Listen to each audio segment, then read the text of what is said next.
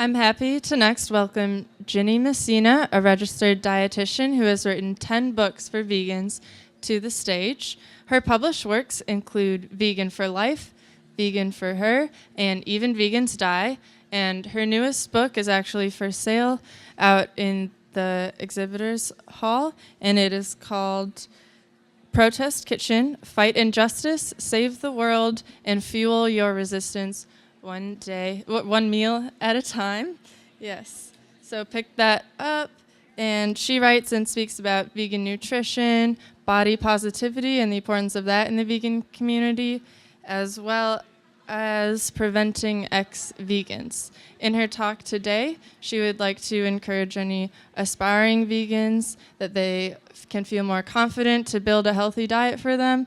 And for seasoned vegans, they can also hopefully optimize their diet as well after this talk. So please welcome Ginny to the stage. Thank you.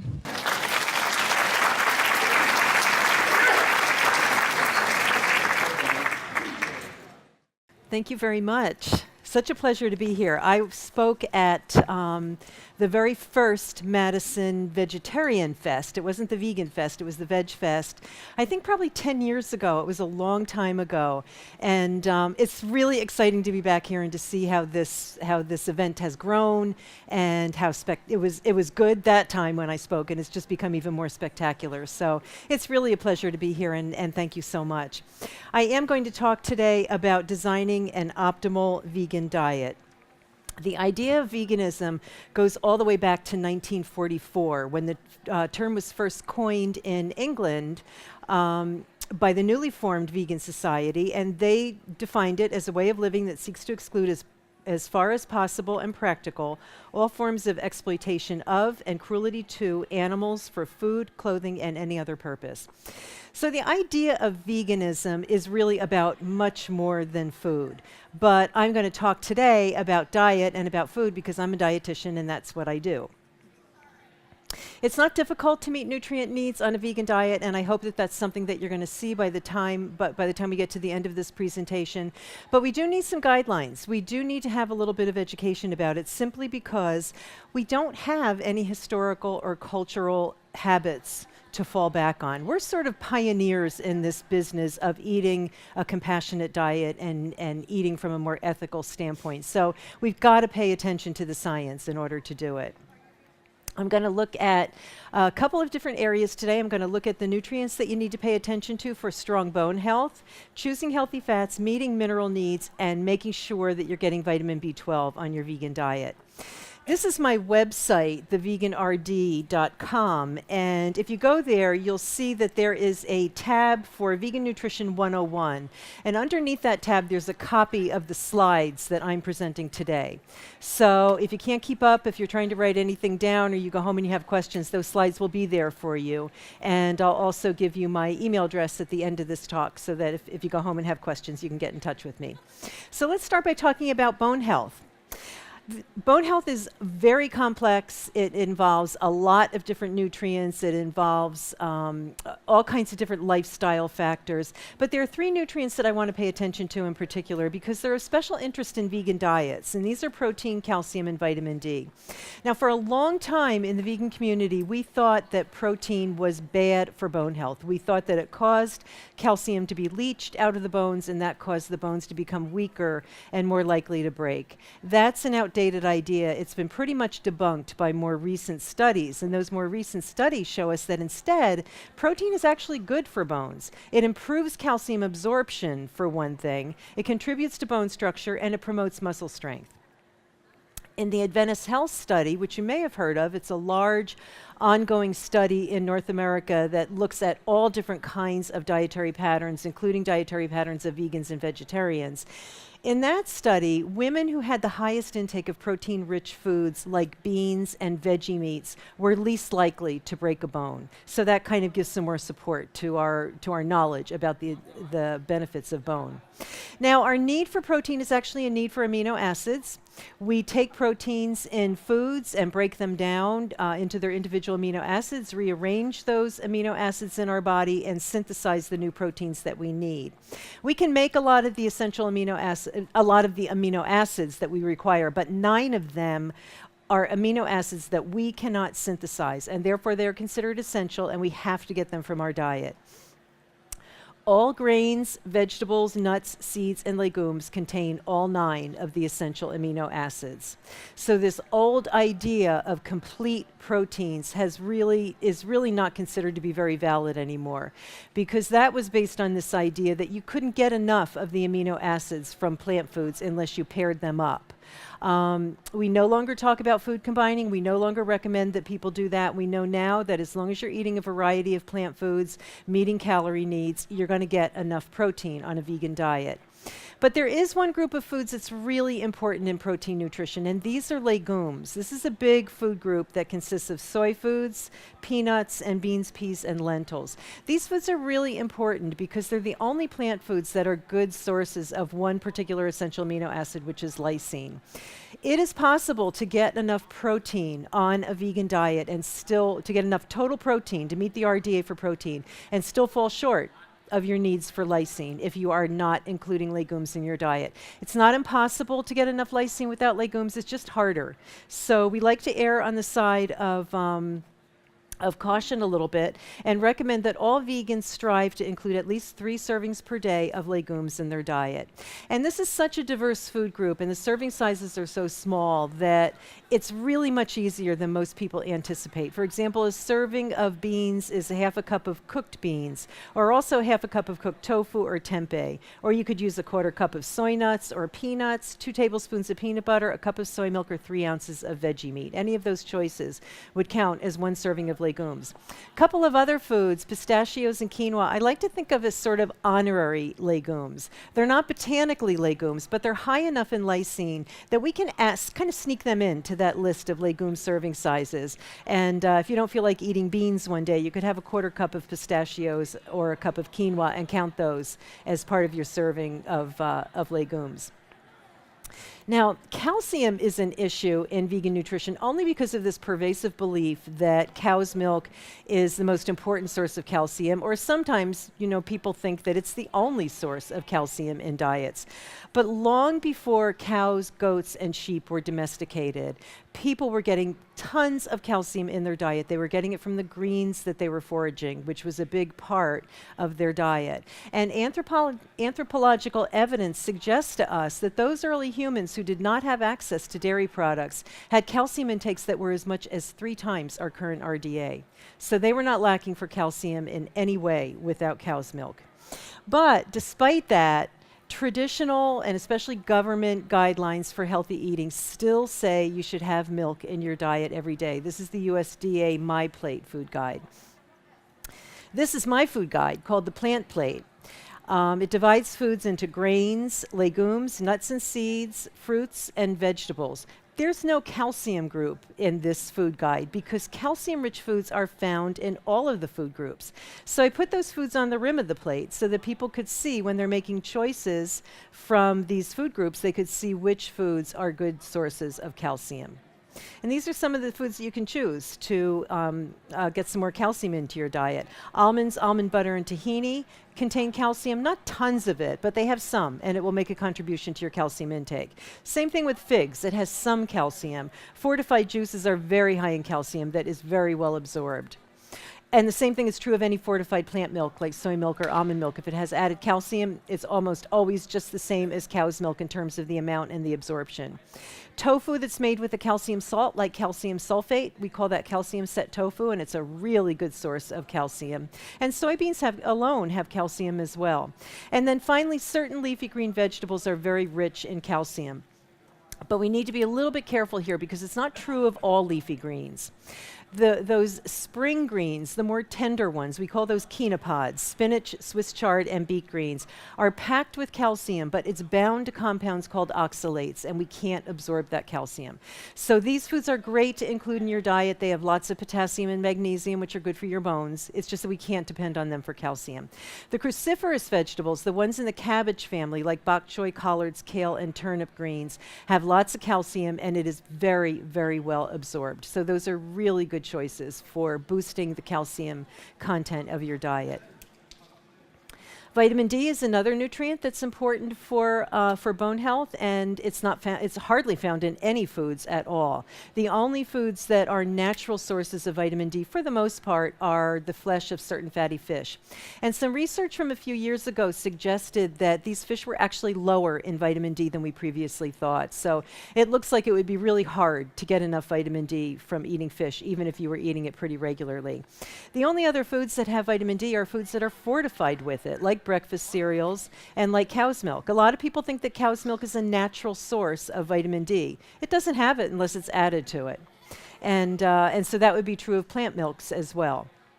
Now, we evolved to make all the vitamin D we need when our skin is exposed to sunlight, but a lot of things interfere with that. Smog, clouds, use of sunscreen.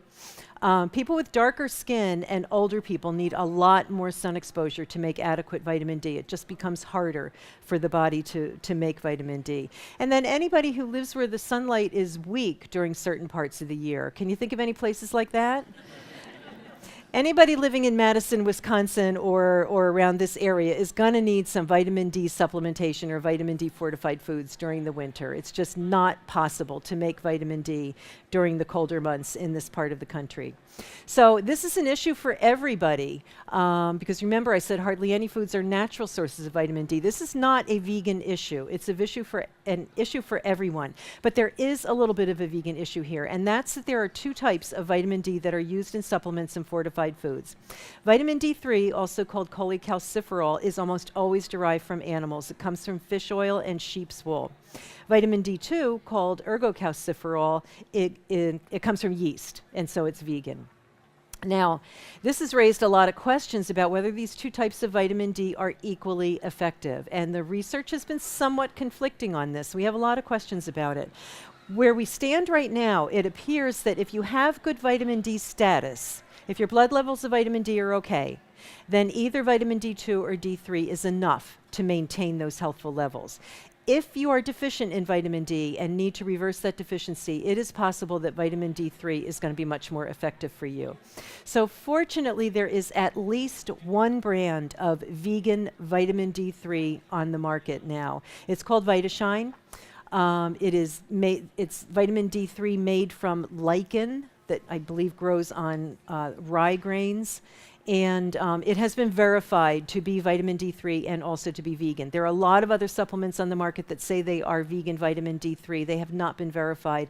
And often when you look back in their development process, you find either some cholesterol, which came from an animal, or you find that it's not actually even vitamin D3. So this is the brand to look for. It's kind of pricey, unfortunately. But if you are in a position where you need to take vitamin D3 that's vegan, this would be the one to look for. The RDA for vitamin D is 600 international units per day. Almost all supplements have a little bit more than that, and that's okay because most experts recommend between 600 to 1,000 international units per day. So if you're anywhere within that range, you're okay. So let's switch gears a little bit and talk about healthy fats. At the very least, we want to make sure that we're meeting needs for alpha-linolenic acid. ALA, the essential omega-3 fatty acid. This is a fat that is essential in diets, and it's found in only a handful of plant foods. Fortunately, we don't need that much of these plant foods in order to meet needs. These are the foods that are the best sources of ALA. And you can see that just sprinkling a tablespoon of ground flaxseed on your oatmeal in the morning would be enough to meet your needs for the entire day. Enough for an adult male to meet needs for an entire day. A female would actually most likely need a little bit less than that. So chia seeds, ground flax seeds, hemp seeds, and walnut halves are the best sources, along with certain oils, like oils made from flaxseed, hemp seed, walnut, canola, and soybean. Now, there are a couple of other omega-3 fats in diets that we hear about in the news all the time. These are DHA and EPA, which are the long-chain omega-3 fatty acids. These are the ones that are found in fatty fish. This is the reason that people take fish oil supplements, because there's some evidence that they may reduce risk for cardiovascular disease, for depression, and for dementia. That research is very conflicting, and when it comes to DHA and EPA, we have a lot more questions about their relationship to health than we do answers.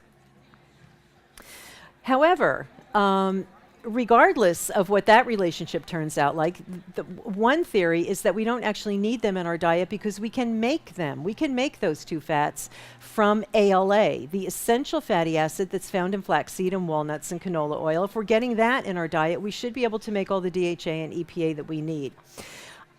Unfortunately, the research shows that that conversion is fairly poor. And what we know from the studies is that people who don't eat fish, which includes vegans, of course, tend to have low blood and tissue levels of DHA and EPA. Whether or not that matters is something that we just don't know. But for people who want to take supplements of DHA and EPA, and I do recommend them, we don't need to eat fish or take fish oil supplements. Fish get their DHA and EPA by eating microalgae. And so we can go straight to that source, and we can take supplements of DHA and EPA derived from microalgae, and there are a number of them on the market now. I recommend finding a supplement that provides both DHA and EPA and taking approximately 300 milligrams 3 to 4 times per week. If dementia runs in your family, if you suffer from depression, it might be a good idea to take this amount on a daily basis. This is a precautionary measure. We don't know how important it is, but it might be, and it might especially be for some people who are vulnerable to certain chronic diseases. So we want to make sure that we're getting good sources of ALA, the essential omega-3 fatty acid, and it might be a good idea to take supplements of DHA and EPA as well. But what about other high-fat foods? We often hear that we're supposed to be eating a low-fat diet and avoiding high-fat foods. The evidence doesn't support that. High-fat plant foods are good for you. For example, nuts and seeds provide zinc, a very important mineral. Nuts and seeds happen to be one of the best sources of that mineral for vegans. There's tons of evidence showing that people who regularly eat tree nuts like walnuts and almonds and cashews have a lower risk for heart disease. There are all kinds of factors in nuts that protect against heart disease. And replacing saturated fat in diets with plant fats improves cholesterol levels and reduces heart disease risk. And it's really one of the most powerful ways to improve cholesterol levels. It is better than replacing saturated fat with carbohydrate, in fact. It's not that you should be eating all fat. You still want to eat some carbohydrate. But replacing all of the saturated fat in your diet with all carbs would not be a good idea. You should aim for carbs and healthy fats. And this is even true of vegetable oils. They can fit in healthy vegan diets as well. A long time ago, we had a series of studies that suggested that eating vegetable oils could do damage to the endothelial lining of the arteries. But this was seen only in single meals that were excessively high in fat. And what we know since then, from more recent studies, from more modern studies, is that adding vegetable oils to diets that are built around healthy whole plant foods do not have those damaging effects on the arteries. They may sometimes even have benefits. And so we don't want to be guzzling these oils by the gallon, but it's absolutely fine to use them in your cooking, to drizzle some extra virgin olive oil over salads and to saute mushrooms in a little bit of oil. And as I said, some of these oils have been shown to have beneficial effects for the endothelial lining and for inflammation and other processes in the body. Okay, let's look at dietary iron. Most people think that as soon as you go vegan, you are at high risk for getting iron deficiency anemia because, of course, the best sources of iron in the diet are red meat and liver. But look at this. The best sources of iron in the diet are beans and grains and nuts and seeds. 3 ounces of beef has 1.3 milligrams of iron in that serving. A half a cup of lentils has almost 3 times that much. So vegan diets are typically quite high in iron. The issue for us is that the iron in plant foods and whole plant foods is bound to compounds called phytates, and the phytates hold on to that iron tightly, make it very difficult for the body to absorb it. Fortunately, vitamin C comes to the rescue. When we eat vitamin C-rich foods, they break apart that bond between the phytate and the iron, and they free up the iron for absorption. it's a tremendously dramatic effect. In one study, adding 1/2 cup of cauliflower to a plant-based meal increased absorption of plant iron by a factor of 2.5, by 250%. And when researchers added 5 ounces of orange juice to a meal with plant-based iron, iron absorption increased by a factor of 4. So it's a really, really dramatic effect. So the key to getting adequate iron on a vegan diet is it's a dual approach. On the one hand, we do want to make sure that we're eating plenty of foods that are rich in iron. And you know what? Most of us are. We're not even thinking about it, but most of us are eating legumes, whole or enriched grains. If you're eating white pasta, that's a great source of iron. Nuts and seeds, leafy green veggies, dried fruits, and maybe you're eating blackstrap molasses. It's a good source of iron if you like it. But then the other part of the equation is to make sure that you're eating good sources of vitamin C-rich foods like citrus fruits, strawberries, green leafy veggies, peppers, cauliflower, and cabbage. And then I made a little notation there that it's a good idea to avoid having tea and coffee with your meals. There's nothing wrong with drinking tea and coffee, they're good for you, but they have compounds that do interfere with iron absorption. So having them in between meals rather than with meals is a good idea. This iron and vitamin C thing seems like it might just be like, a little extra trouble that you have to take on your vegan diet. But the fact is that most of us really do it without even thinking about it. If you slice strawberries on top of your oatmeal in the morning, you're doing that pairing automatically without thinking about it. If you top brown rice with steamed broccoli, or you serve bean soup with leafy green vegetables, you're doing that pairing. And I think that's the way a lot of us cook anyway. We're not really thinking about adding vitamin C to iron, but it just kind of happens in our meals. And it's worth noting that vegans have a real advantage over lacto-ovo-vegetarians when it comes to iron, because milk is basically devoid of iron. It doesn't contain any iron. And when people are consuming dairy products in the diet, something else has to go. You can't eat everything. And so when they're consuming dairy products, they're displacing the plant foods that would be providing iron. So when they start adding dairy foods to their diets, their iron intake goes down. And in addition to that, dairy foods interfere with the absorption of iron. So it's kind of a double problem. And so that suggests that for iron status, a vegan diet is really a much better choice than a lacto-ovo-vegetarian diet. Let's talk about iodine real quickly, because we see some growing discussion about iodine in vegan diets. When I first became vegan, we never talked about iodine, but lately there have been some studies that are pointing us in this direction, telling us that we should be talking about this, because the amount of iodine that's in vegetables is completely dependent on how much is in the soil where the vegetables were grown. So it's something that you don't really know when you buy vegetables in the grocery store. You're not always quite sure where they were grown and whether they were grown in an iron-rich soil. Most of the iodine in American diets and US diets comes from iodized salt, dairy foods, fish, and vegetables. Dairy foods are not a naturally rich source of iodine. They have it only because it's in the feed that's fed to the cows, and it's also in the cleaning solutions that are used to clean the milking equipment and the cows themselves. And some of it leaches into the milk, making the milk iodine rich. So that is a very effective way to get iodine, and it is not an especially appetizing way to get iodine. Sea veggies can also be a great source of iodine, but just like the ones that are grown on land, the amount of iodine in sea vegetables is ranges tremendously, and you never know what you're getting. And some of them can actually be so high in iodine that if you're eating them too often, you could get iodine overdose and run into thyroid problems.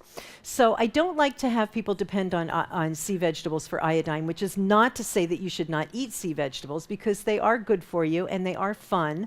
But I like to see people maybe have a serving of sea vegetables maybe 2 or 3 times a week, and then look to another source for making sure they're meeting iodine needs. And that other source would be using a small amount of iodized salt on a daily basis, just 1/4 teaspoon of salt. If you eat a lot of vegan processed foods, so your diet's already pretty high in sodium, then you might want to avoid that extra salt and take an iodine supplement. 90 to 150 micrograms of iodine 3 to 4 times per week. This is just to give your iodine a little boost, because we know you're getting some iodine from the food that you're eating.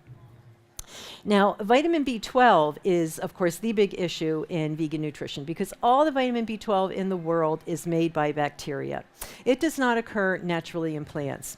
There's a little bit of a problem here because some foods can contain what we call vitamin B12 analogs. These are compounds that are closely related to vitamin B12. They have a very similar structure, and so they look like vitamin B12 when researchers look at them, but they have no vitamin activity.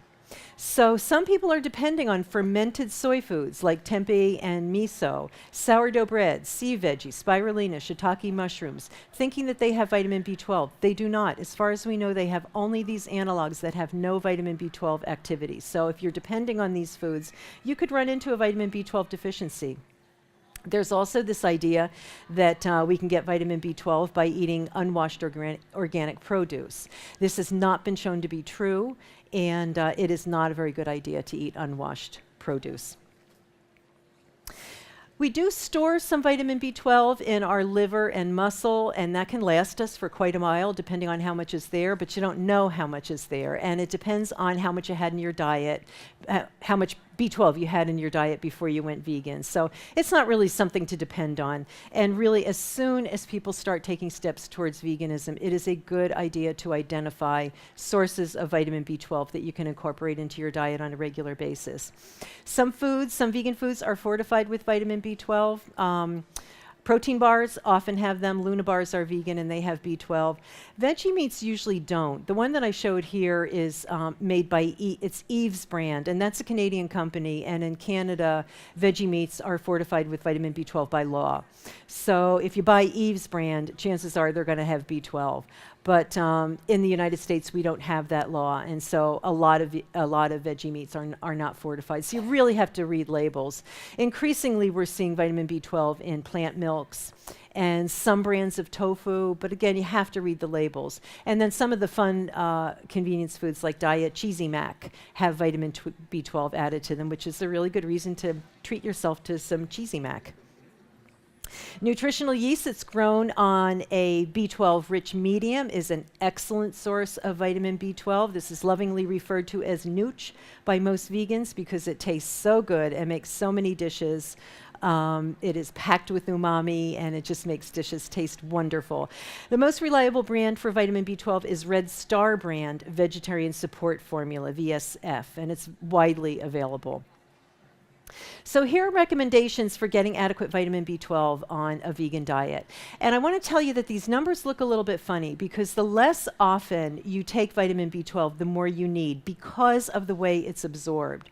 So these recommendations are worked out very precisely based on what we know about the science behind vitamin B12 absorption. So when you look at them, you're going to say they don't make any sense at all, but I promise you that they do. And I promise you that you wouldn't want me to go through the math showing you why they do. So here are 3 ways that you can get adequate vitamin B12. You can consume 2 fortified foods per day, with each one providing at least 1.5 micrograms of vitamin B12. Or you can take a daily supplement providing 25 to 100 micrograms. Or since so many of the vitamin B12 supplements on the market are packed with high amounts of B12, you could just take a supplement 2 or 3 times a week if it provides 1,000 micrograms. So those are 3 options. If you are vegan, if you are thinking about going vegan, taking your first steps and just kind of sticking your toe in the water, identify a way of getting vitamin B12, because having this taken care of is a really good thing before you start to experiment with veganism, and then you don't have to worry about it. People like to pick on vegan diets for this B12 issue and say, vegan diet, it's not a natural way to eat if you have to take vitamin B12 if it doesn't supply all nutrients. I personally don't care whether veganism is a natural way to eat. I know that it can be done healthfully and that it's the best way to eat to protect animals, and that's basically all that I need to know. As long as I know I can get vitamin B12, that's the most important thing. But we can look at this issue a little bit, because vegans aren't the only people who need vitamin B12. Health-conscious omnivores, reducitarians, people who are cutting back on their meat intake for health reasons may not be getting enough vitamin B12. We see this in studies, that some of them are falling short, and even developing deficiencies. So we could say anybody eating a healthy diet needs to take vitamin B12. And then the Institute of Medicine, which is the organization that establishes RDAs, nutrient recommendations for Americans, says that everyone over the age of 50 should be taking a supplement of vitamin B12 regardless of their diet. They could be eating steak all day long and they still need to take supplements. And the reason is that there are changes in the digestive tract with aging that make it more difficult to absorb the vitamin B12 that is found in animal foods. But it does not affect the B12 that's found in supplements and fortified foods. That can still be absorbed very easily. So everybody over the age of 50, I guess being over the age of 50 is not natural then if they have to take vitamin B12 supplements. But I'm going to also ignore that argument. So that's pretty much all you need to know about meeting nutrient needs on a vegan diet. But when I talk about an optimal vegan diet, the characteristics of an optimal vegan diet have to go beyond meeting nutrient needs and beyond reducing risk for chronic disease, because our world is increasingly complex and our food choices have impacts on so many different things. And so when we look at optimal diets, we need to also look to see whether the diet is environmentally sustainable, whether it promotes justice, not just for animals, but also for humans. And we know that a vegan diet, that moving towards eating more plant foods is a really good way to shrink your carbon footprint, and that it's a great way to protect the environment and to reduce global warming and climate change. Some of the research that's been done on this has found that diets that include meat require 3 times more water and 13 times more fertilizer than plant-based diets, vegetarian or vegan diets. And the meat-containing diets emit twice the greenhouse gases, the gases that are the driving force behind global warming. So choosing a vegan diet is a really important way to address this issue of, is your diet optimal? Is it environmentally sustainable? It certainly is. And in turn, this has an effect on justice, because climate change is very much a human rights issue. Climate change has its biggest impacts on people living in the poorest parts of the world, where they have the fewest resources to respond to things like rising sea levels, food shortages, droughts, natural disasters. And so this is a real human rights issue that is addressed by a vegan diet through the way we address climate change and the environment. Climate change can even have an impact on our mental well-being. Everybody knows that it feels really great to go out for a walk in the woods or to walk along the beach. It lifts your spirits. It makes you feel a little bit less anxious, a little bit less depressed. Well, Japanese research, there could be a lot of reasons for that, of course, but Japanese researchers think that one of the reasons is that beneficial bacteria, essential oils, all of these things that are found in nature have actual impacts on our mood and well-being. And one of the problems with global warming is the loss of biodiversity is affecting all of these factors in nature that make us feel better. So apart from all of the terrible things we know that climate change is doing, it might just even be making us feel worse. So I talk about these things. My co-author Carol Adams and I talk about all of these issues in our book Protest Kitchen, which I'm sorry to say is not here today. That was a mistake. It did not get delivered, but it's on Amazon if you're interested in buying it. But the thing that we wanted to look at was how extensively vegan diets impact so many issues that are important in our world today, so many issues of justice, climate change, our own well-being, animals, not just farmed animals, but our own domestic animals, so many different impacts from choosing a vegan diet. So we choose it to protect animals and to reduce our contribution to the exploitation of animals, but then along the way we pick up all of these other wonderful advantages of a vegan diet. So eating a vegan diet is a really, really good thing to do. It is really powerful. But in order to do it, of course, it has to be realistic. It has to be practical, affordable, and appealing. And a vegan diet should be accessible to almost everyone because it is so diverse. It includes so many foods. The market for vegan foods is growing dramatically. A lot of people don't know that, though. They think that a vegan diet is really restrictive. This is what they think people eat on a vegan diet. granola, grass, and tofu. And admit it, you know people who think that's what you eat. You know what you eat. You eat this tremendous, all these diverse, wonderful foods, all different kinds of foods. Vegans are so lucky to have so many opportunities for really, really good eating. Now, we know that that includes some foods that are not particularly good for us. And this has given rise to this whole concern about junk food vegans.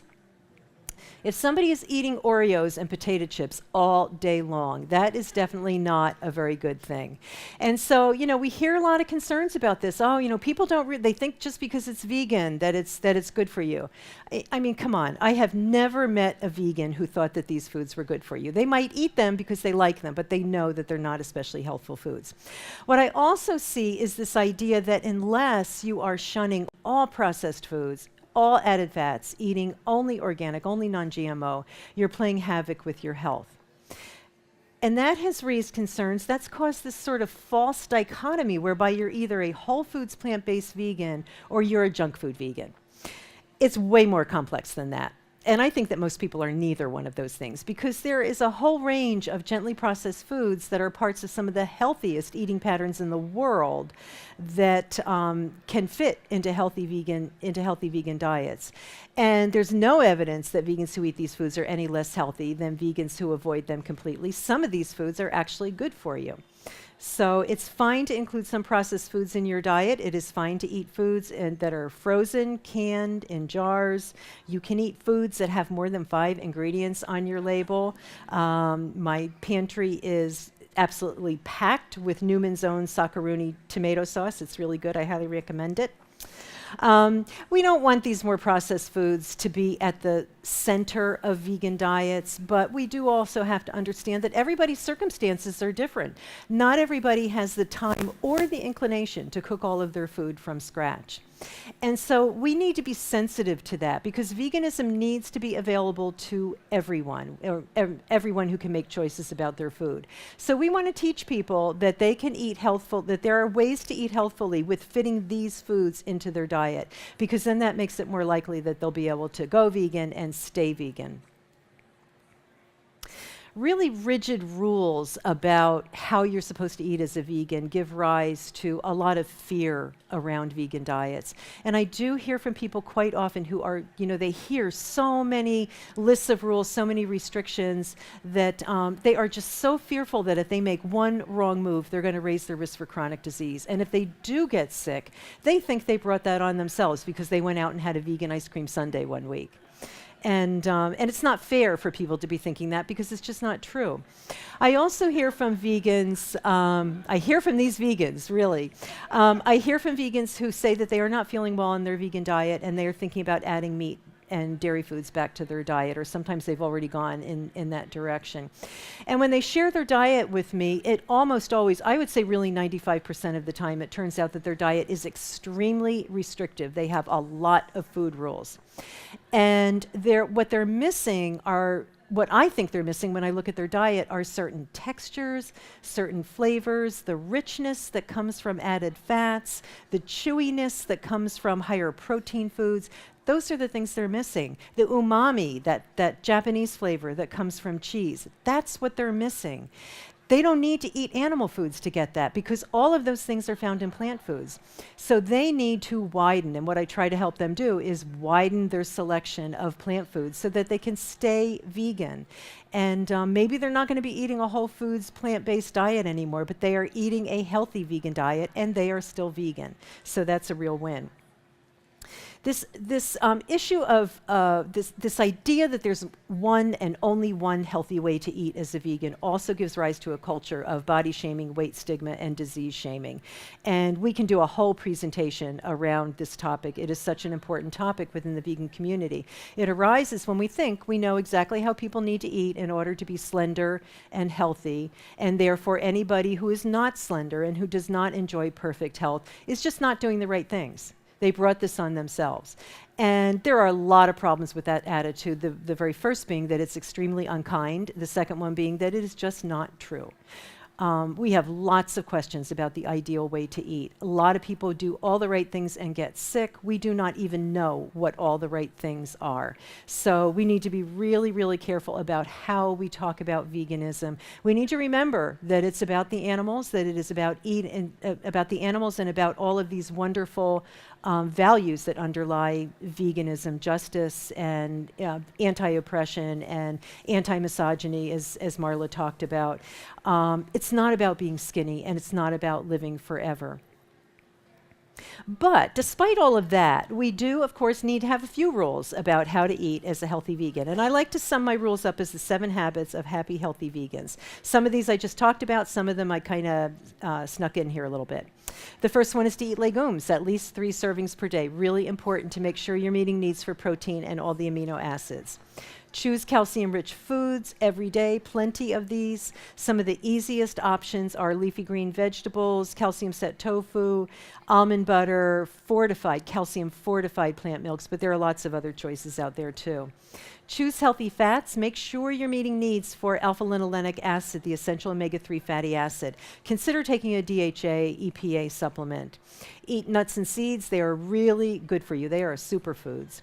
And don't be afraid of high-fat foods. There's nothing wrong with them. In a lot of cases, we add a little bit of oil to vegetables and other foods, and it enhances the absorption of the phytochemicals and nutrients in those foods. So sauteing your kale in a little bit of fat will make the kale better for you than if you don't add the fat. So don't be afraid of high-fat foods. Supplement appropriately, 600 to 1,000 international units of vitamin D, unless you have adequate sun exposure, 25 to 100 micrograms of vitamin B12 daily, or one of the other tactics that I talked about, or 90 micrograms of iodine, or a 1/4 teaspoon of iodized salt. I didn't talk about eating plenty of fruits and vegetables, but I think I don't really need to, because I think everybody knows that this is really important to do. For vegans, it's especially important because these are our only source of vitamin A. We make it from the beta-carotene in the dark green leafy and the orange vegetables. As I said, it's important for iron absorption. Fruits and vegetables also contribute to strong bones for a variety of reasons. And then they're packed with all those phytochemicals that help to reduce risk for chronic disease. Choose whole grains most of the time. It is okay to have some refined grains. I eat white pasta because my last name is Messina, and in our house we do not eat whole wheat pasta.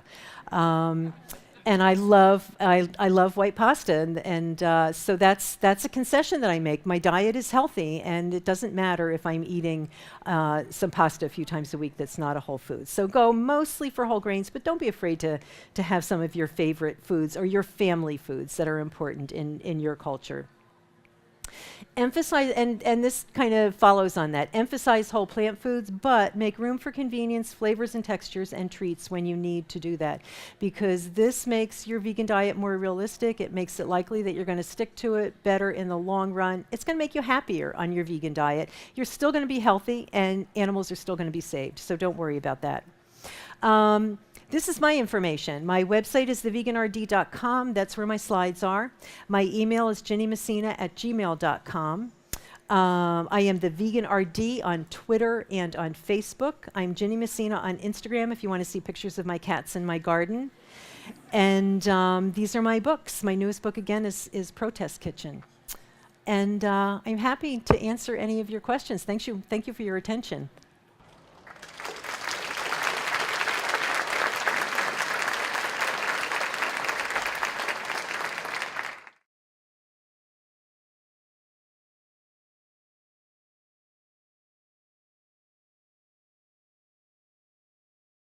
Outside of the sodium, how is Bragg's for making up the aminos?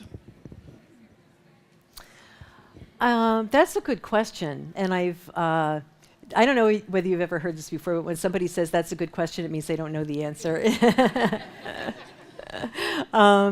Yeah, that's a good question, and I don't know the answer. And if you would like to email me about that, I would be interested to know, so I'll look into it for you. I don't know what the amino acids are in that product, so yeah. Okay. Somebody ask a bad question now. I have a question over here. Hi. Oh, hi. Hey. So I was recently reading about like pink salt versus table salt, and I was reading that in table salt, they kind of like take out all the minerals that are naturally found in it that make it pink, and so it's better to just eat pink salt and to stay away from table salt that's iodized. Is that how you say it? Yeah, iodized. Yeah, so I think that that's the same thing with sea salt. That's why people like to eat sea salt because it has all the things that it's picked up from the ocean, whereas the Morton salt is kind of refined. But the thing is that the only thing you really need, you're using salt in tiny amounts. It's not an important source of nutrition in your diet at all, except for the iodine. That's the only thing that you want to get from it. Sea salt is an iffy source of iodine. It doesn't necessarily have it although you'll find iodized sea salt on the market. But if you're just buying plain old sea salt that's not iodized, you don't know whether you're getting iodine from it or not. So this is one of those cases where, and this is a good question also, but I can answer this one. This is one of those cases where the more refined, more processed food is a better choice for vegans because it addresses what we actually need, whereas sea salt just doesn't. Sometimes you like to use sea salt because it tastes good, but if you're looking to salt to get iodine, I would go with the regular Morton's iodized salt. And the pink, and same thing versus the pink salt. 10 more minutes for questions. When you talk about eating peanut butter, are you also referring to like walnut butter or cashew butter? No. When I talk about legumes, and I should have specified that because that's important to know. Peanuts are legumes. They are related to beans, even though we think of them as nuts. Whereas walnuts and cashews and almonds are tree nuts. They are not legumes. So tree nuts are, pretty good sources of protein, but they're much lower in protein than peanuts. So when we talk about that, although almonds are also a good source of protein, but when we talk about the legume family, it includes beans, soy foods, and peanuts, not any other kind of nuts.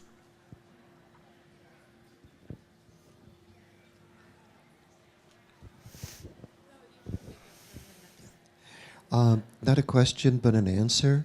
Okay. There's a whole lot of answers provided by reading the labels on the package, nutrition facts, and the ingredients. Yeah. Yes, there is.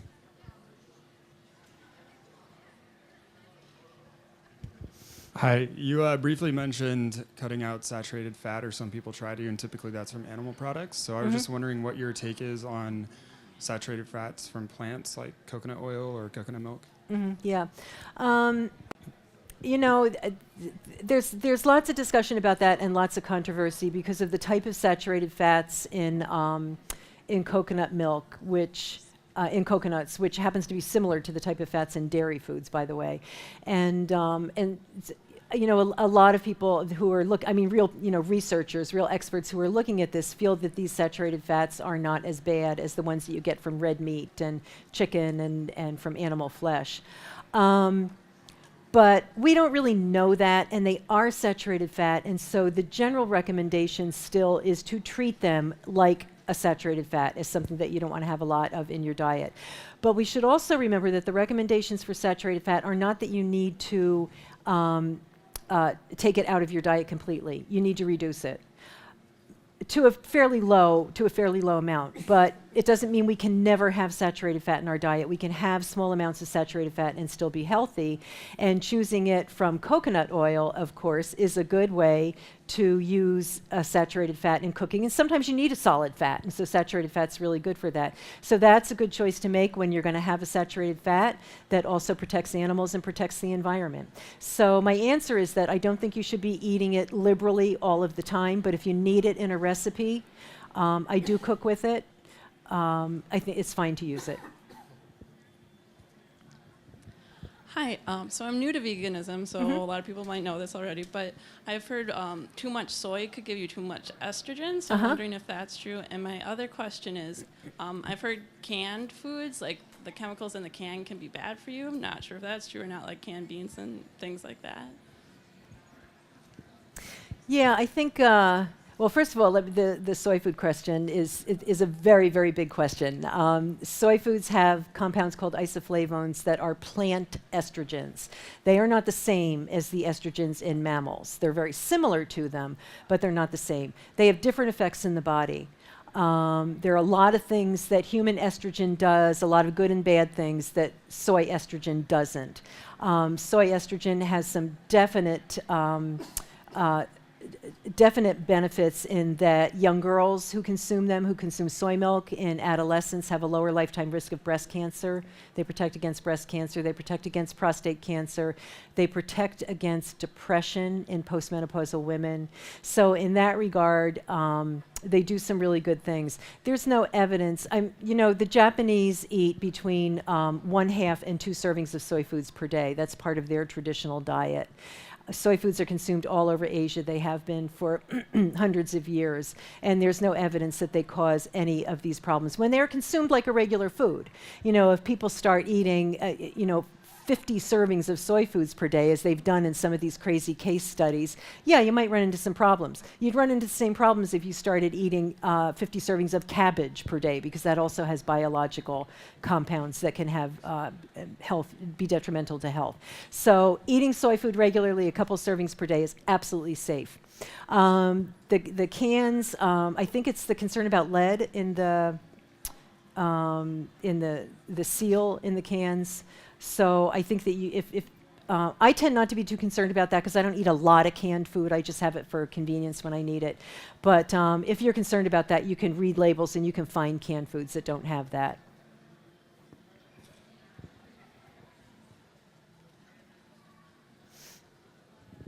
I hope it's not opening up too big of a question, but this has been on my mind. People are talking about the different types of blood you have with food. Does that really matter that much when you're choosing things, and what's your opinion on that? Yeah, eat for your blood type diet. It's been around for a long, long time, and there is just no evidence to support that your blood type could in any way impact what you need. And we all have differences. We're all pretty unique, and so some like amounts of nutrients that people need can be a little bit different. But basically, we're all humans, and we thrive on this one particular type of diet, and there are lots of variations of that diet. The type of diet that we thrive on is a plant-based diet, and there are variations like a vegan diet, like a Mediterranean diet, like a reducitarian diet. From a health standpoint, all humans seem to do just fine on those diets. I don't recommend all of those diets because of the ethical and environmental concerns, but there's just no evidence, and it's been looked at and looked at and looked at, that you need to worry about your blood type. Hi. So you mentioned earlier that there was a lot of sodium in like processed vegan meats like Gardein or Boca. Mm-hmm. So I'm wondering, how much would you recommend per week servings of that processed vegan alternative of meat? Well, I think it depends on what else is in your diet. I tend to eat those fairly often. Probably 3 or 4 times a week. And I feel pretty confident with that because there's not a whole lot of salt in the rest of my diet. I don't use salt at all when I cook. I mean, when things come off the oven, my husband immediately salts it without even tasting it because he knows I don't add salt to my food. So I feel pretty confident eating 3 or 4 servings of that per week. And I think if you have good blood pressure and the rest of your diet's fairly low in salt, you could eat more than that if you want. Okay, we'll have time for 2 more questions now. Okay, and last question. Okay. So some of the latest research that I've looked at is front-loading our calories, eating like a king for breakfast, a prince for lunch, and a pauper for dinner. Mm-hmm. And assuming our diet is healthy, I'm wondering about as we taper the amount of calories we have toward the end of the day, what those calories might be. Like just not eating after 2 o'clock for most of us would be very challenging. So even if we're moving in that direction, do we want to be eating just fruits because they're easiest to digest later in the day, but they also give us energy and we're trying to wind down for sleep? So might it be raw vegetables? So I'm wondering your thoughts on that. No, I don't think it matters. I think it's really about the amount of food that you're eating as you go through the day. And incidentally, I don't know whether that works or not, but there's a lot of enthusiasm for that approach. And some people who are trying to lose weight find that it helps them do that and also manage diabetes. Although you have to be careful if you have diabetes about making your meals smaller. I don't think it matters. I think that if you are going to stop eating fairly early, because right now one of the big things is intermittent fasting, where you eat all of your food within a 10-hour period. And if you're going to do that, then I would recommend having a fairly protein-rich meal at the end, because you're going into a fast. And protein is satiating and satisfying and keeps your hunger at bay. So if you're going to stop eating at 3 or 4 o'clock in the afternoon, but you're going to be up until midnight, then I would say, have a protein-rich meal. But other than that, you should be able to digest all of your food with pretty good ease. So I think whatever speaks to you and whatever you enjoy eating for that small meal at the end of the day would work. Thank you. Very interesting and good information in your talk here. I have heard from some people that fasting has been researched and shown to be helpful, following up similarly to calorie loading in the beginning of the day. Is there any evidence that you're aware of that fasting should be incorporated into a healthy diet, or what would your recommendations be? Well, what kind of fasting are you asking about? Are you asking about like the intermittent fasting? That, or possibly extended periods with less frequency? Yeah, like a water fast. I know a lot of vegans who do those water fasts and swear by them. I don't know of any real evidence that they're all that beneficial. It's just not something I recommend, because I don't know of any benefit to doing it, and it's really hard to do. Usually you have to do it under supervision, so it's also expensive to do. So I don't recommend it. The intermittent fasting is more interesting to me because there is a fair amount of research behind it, and it's an interesting approach. And there are several different ways to do that. You could Google it and find different approaches to it. So I think there might be some merit to that. There might be some merit to the water fasting too that I just don't know about, but I don't think that there's real good data on that. Okay, let's give a huge thanks to Ginny. Thank you.